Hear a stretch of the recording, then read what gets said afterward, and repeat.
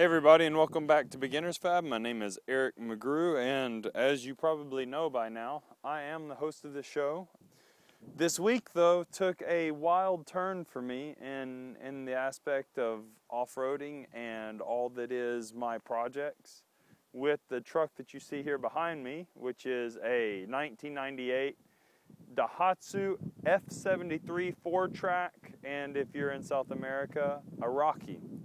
Now, as some of you may know from having watched the show for some period of time, this truck has been the feature of a number of projects and has been in the process now for a little while.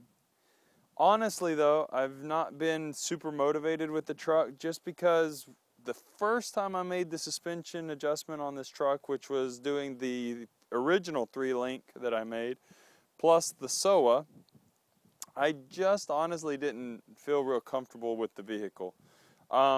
It worked, and I can tell you from previous experience just the other day, the welds and things that I did, while very, very ugly, because I learned how to stick weld on this truck. Once again, not a great idea.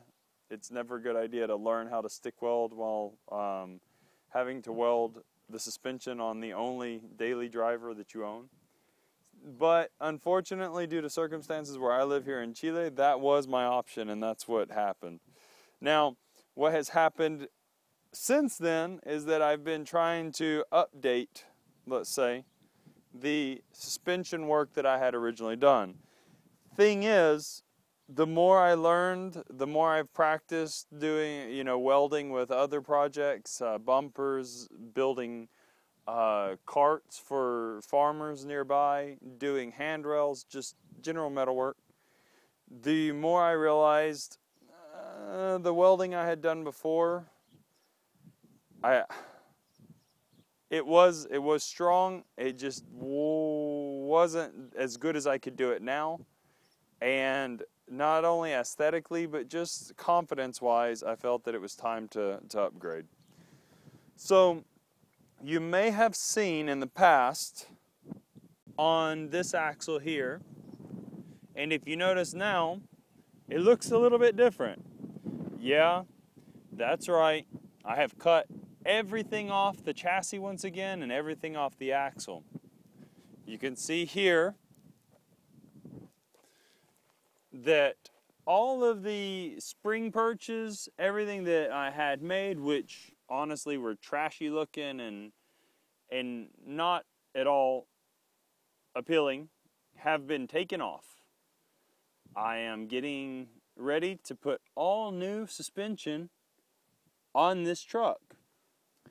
And thanks to some help from online friends as well as from my guest of the Off-Road Independence show, Carrie Sharon and John Kappa and Brad Blake, I have come up with a new idea.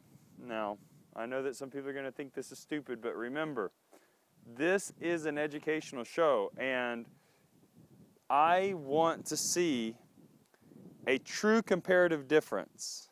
And I mean a comparative difference in every aspect immediately. And you may be asking, well, what comparative difference is this going to be? Well, I think I have designed a way for me to have a good quality and very effective leaf spring suspension and 3-link triangulated coil suspension that is interchangeable on the same vehicle without having to cut off mounts and add mounts and all that stuff. That's right, I'm talking about being able to use mounts designed for a coil suspension or a leaf spring suspension on the same vehicle.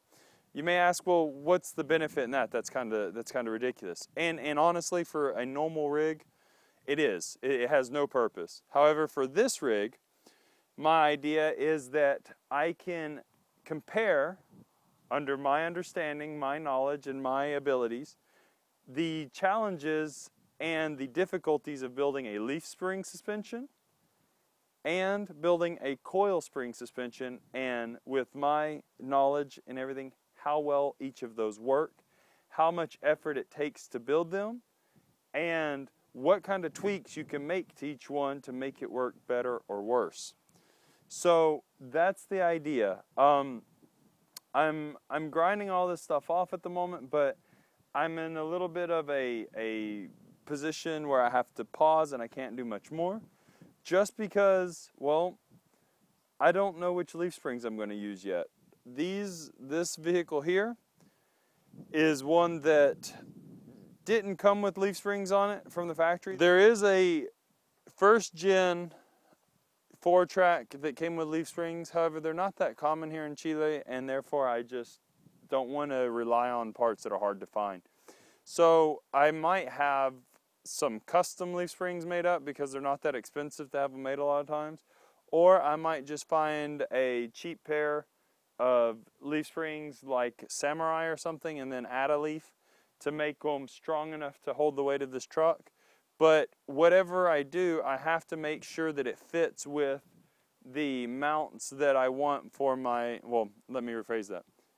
Whatever I do, I have to make sure that I wait to build the coil suspension, because the same mounting points for the leaf springs on the chassis side are going to be the same mounting brackets I use for the link suspension trailing arms, or the coil suspension trailing arms. So that's what's going on now, and you'll see me talk a little bit more about leaf spring suspensions here soon and coil spring suspensions, and that's why everything is going in to one together so that I can get this up and running and make it work the way that I want it to.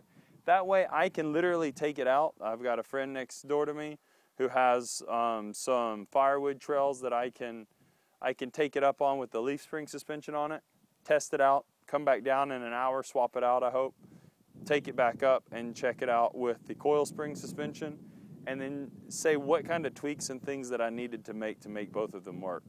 So, hope you guys find this interesting. Hope you stick around to see what's going on. This week I should be buying materials and getting stuff together, and then I'll get started on it, and if it works out the way that I have planned, hopefully within the end of the month I should have this thing done. So hang in there, stick by, keep coming back, and don't forget to stop by my other sites. Don't forget my Off-Road Independence podcast. I have an episode that comes out every week. And don't forget also ericmcgrew.tv, where I have my vlog of living here in Chile and trying to find these parts and this kind of stuff and the other, as well as daily activities I do. And then I have all of my stuff on Off-Road Independence on Facebook, and also on Beginner's Fab on Facebook. So don't forget to support all those things and help me keep these projects going and these videos coming. Thanks.